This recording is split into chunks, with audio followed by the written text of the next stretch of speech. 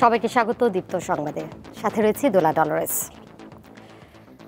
প্রিয়জনের সঙ্গে ঈদ উদযাপন শেষে ঢাকায় ফিরতে শুরু করেছেন কর্মজীবীরা। রেলপথে যাত্রীচাপ বেশি, বাসে অতিরিক্ত ভাড়া আদায়ের অভিযোগ করছেন যাত্রীরা। ছুটি শেষ না হলেও অনেকেই এরই মধ্যে ঢাকায় ফিরছেন। রাজশাহীতে বাস টার্মিনালে বেশ ভিড় দেখা যায়। বেশিরভাগ পরিবহনে অগ্রিম টিকিট বিক্রি প্রায় শেষ। আমি ঈদের দিন ট্রাভেল করছি এবং আজকে ব্যাক করছি। গতবারের তুলনায় এবার মোটামুটি ভালো। টিকিটটা আমি সংগ্রহ করলাম, এতে কোনো ভোগান্তি আমার হয়নি। এখন গাড়ির জন্য ওয়েট করছি। বাসে অতিরিক্ত ভাড়া আদায়ের অভিযোগে রাজশাহীতে দুটি পরিবহনকে 10,000 টাকা জরিমানা করেছে বিআরটিএ। উত্তরের জনপদ ঠাকুরগাঁও থেকে ফিরতে শুরু করেছেন মানুষ। ট্রেন স্টেশনে এখন উপচে পড়া ভিড়। ট্রেনের টিকিট পেতে নানা অনিয়মের অভিযোগ যাত্রীদের। আসন না পেয়ে বাধ্য হয়ে অনেকে দাঁড়িয়ে রওনা হন। আসার সময় আসছি বাসে 22 ঘন্টা পুরা, ট্রেনে আসলে এটা 22 ঘন্টা লাগতো না। এটা হয় যে অনলাইনে কাটতে গেলে অনেক সময় সিট দেখায় যে সিট আছে, কিন্তু আমি ক্লিক করলে সেই সিটটা পাই না। আমি কোনো রকম টিকিট পাই নাই, দাঁড়ায় যাচ্ছি। টিকিট কাটার যে ভোগান্তির আমরা শিকার করি ব্ল্যাক টিকিট, এই জিনিসটা যদি আরেকটু কমানো যায়।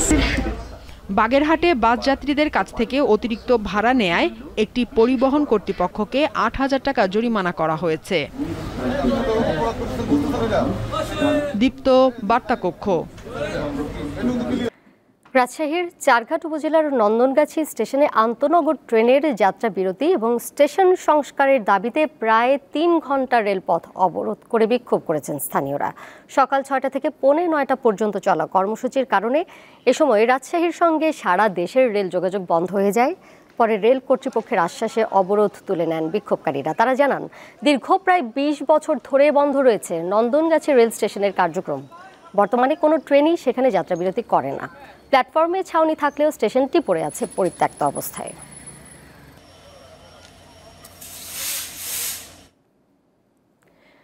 ঈদের টানা ছুটিতে ঢাকায় মিরপুরের চিড়িয়াখানায় এখন বেশ ভিড়। সেখান থেকে সরাসরি যুক্ত রয়েছেন সহকর্মী মেহেদি হাসান।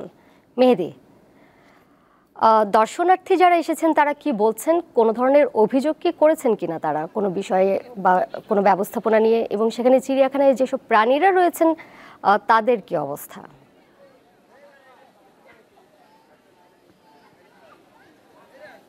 দোলা, ঈদ পাথরের এই শহরে আসলে চিড়িয়াখানা এবং এই বোটানিক্যাল গার্ডেন যে দুটি জায়গা রয়েছে, এটি কিন্তু প্রাকৃতিক পরিবেশে পরিবার নিয়ে ঘুরতে আসার একটি উপযুক্ত জায়গা। এছাড়া কিন্তু ঢাকা শহরে আর তেমন আমরা জায়গা আসলে পাই না।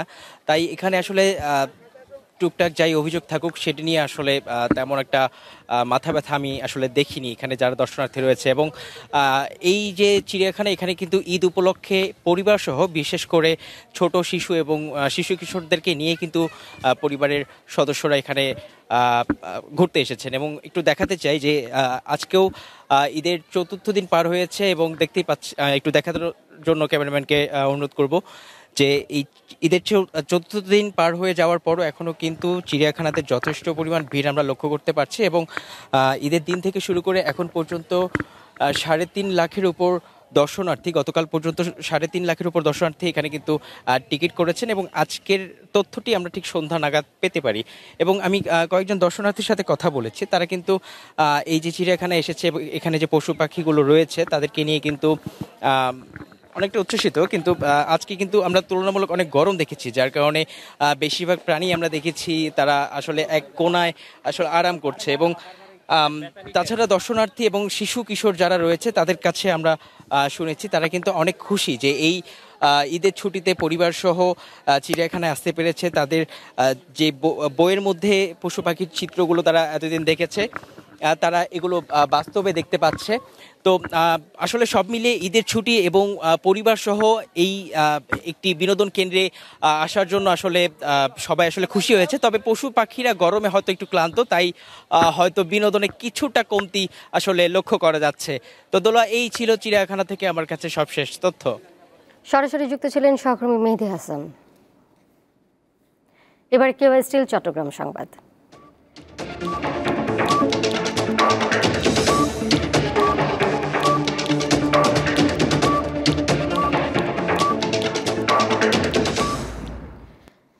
দেশে নতুন করে সংক্রমিত করোনা ভাইরাস আগের চেয়ে বেশি বিপজ্জনক, এমন তথ্য উঠে এসেছে চট্টগ্রামে অনুষ্ঠিত করোনা পরিস্থিতি মোকাবিলায় আয়োজিত প্রস্তুতি সভায়। চট্টগ্রাম সিটি কর্পোরেশনের কনফারেন্স হলে আয়োজিত সভায় মেয়র, স্বাস্থ্য অধিদপ্তরের কর্মকর্তা ও সরকারি হাসপাতালের পরিচারকরা কোভিড নিয়ন্ত্রণের প্রস্তুতি নিয়ে কথা বলেন। বক্তারা জানান, নতুন করোনা ভাইরাসে রোগীর শরীরে জ্বর বা কাশির উপসর্গ নাও দেখা দিতে পারে, তবে উপসর্গ হিসেবে হাঁটু, মাথা ও গলায় ব্যথা সহ নিউমোনিয়া হতে পারে। রোগটি ছোঁয়াচে বলে মাস্ক পরার পাশাপাশি ভিড় এড়িয়ে চলার পরামর্শ দেন চিকিৎসকরা।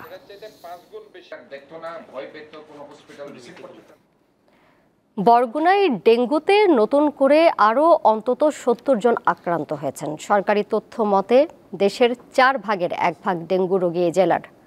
এ পর্যন্ত অন্তত ১৫০০ জন ডেঙ্গু রোগী শনাক্ত হয়েছে শুধুমাত্র বরগুনায়। বর্তমানে ১৫৮ জন রোগী ভর্তি রয়েছে বরগুনা জেনারেল হাসপাতালে। শয্যা সংকট থাকায় মেঝেতে ঠাঁই হয়েছে অনেকের। জেলায় ডেঙ্গুতে আক্রান্ত হয়ে এখন পর্যন্ত মৃত্যু হয়েছে 10 জনের। বরগুনাকে ডেঙ্গু হটস্পট হিসেবে ঘোষণা করে জরুরি ব্যবস্থা নেয়ার দাবি জানান সাধারণ মানুষ।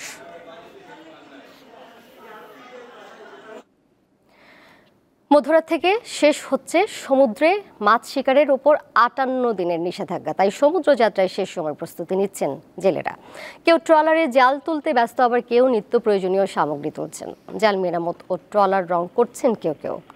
এবছরই প্রথম ভারতের সঙ্গে মিল রেখে 15 এপ্রিল থেকে 11 জুন পর্যন্ত সামুদ্রিক মাছের বাধাহীন প্রজননের জন্য 58 দিনের নিষেধাজ্ঞা দেয় সরকার।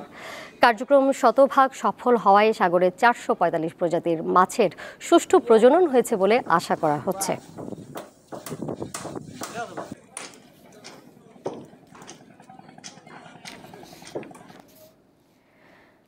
রাজধানীর দয়াগঞ্জে সেনাবাহিনীর মাদক বিরোধী অভিযানে 10 কেজি গাঁজা, 3000 পিস ইয়াবা, বিপুল পরিমাণ হেরোইন ও দেশীয় অস্ত্র সহ 4 জনকে আটক করা হয়েছে।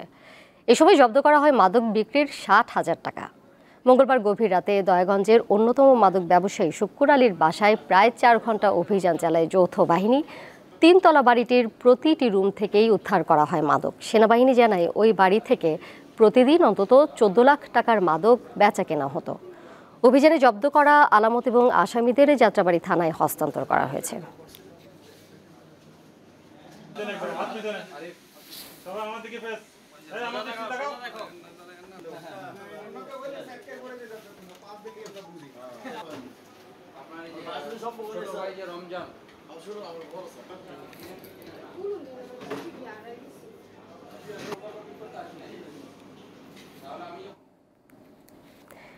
এবার ইসলামী ব্যাংক দীপ্ত স্পোর্টস।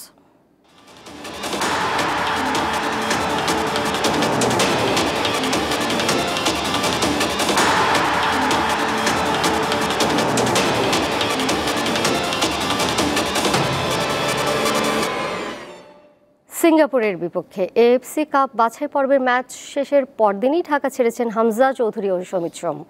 বুধবার সকাল 6:45টার দিকে টার্কিশ এয়ারলাইন্সের একই উড়োজাহাজে উঠেছেন দুজন। হামজার গন্তব্য ইংল্যান্ড ও সমিত যাচ্ছেন কানাডা। এর আগে মঙ্গলবার সন্ধ্যায় ম্যাচ শেষে বুধবার সকাল 10টার মধ্যে দলের সবাইকে হোটেল ছাড়ার নির্দেশনা দেওয়া হয়। হারের তিক্ত স্বাদ নিয়েই খেলোয়াড় ও স্টাফরা নিজ নিজ গন্তব্যে রওনা হন। হেড কোচ হ্যাভিয়ার ক্যাব্রেরাও স্পেনের উদ্দেশ্যে ঢাকা ছেড়েছেন নিজ পরিবার নিয়ে। 2 সহকারী কোচ ও গোলরক্ষক কোচ কবে যাবেন সেটা ঠিক হবে পরে। টেস্ট ক্রিকেট চ্যাম্পিয়নশিপের ফাইনালে অস্ট্রেলিয়ার মুখোমুখি দক্ষিণ আফ্রিকা। লর্ডসে টস জিতে আগে বোলিংয়ের সিদ্ধান্ত নিয়েছে সাউথ আফ্রিকা। প্যাট কামিন্সের নেতৃত্বে অস্ট্রেলিয়ার সামনে সুযোগ শিরোপা ধরে রাখার। আর টেম্বা বাভুমার সাউথ আফ্রিকা প্রথমবারের মতো উঠেছে টেস্ট শ্রেষ্ঠত্বের শিরোপা মঞ্চে। তবে যেহেতু এটি টেস্ট ম্যাচ, তাই জয় হারের পাশাপাশি ড্রও হতে পারে। সেক্ষেত্রে 2 দলকেই যৌথ চ্যাম্পিয়ন ঘোষণা করা হবে। ফাইনালে বৃষ্টির কারণে ওভার নষ্ট হলেও যেন ফল আসে, তাই রিজার্ভ ডে রাখা হয়েছে। আর এই ছিল ইসলামী ব্যাংক দীপ্ত স্পোর্টসের আজকের আয়োজনে। এতক্ষণ সাথে থাকার জন্য সবাইকে ধন্যবাদ।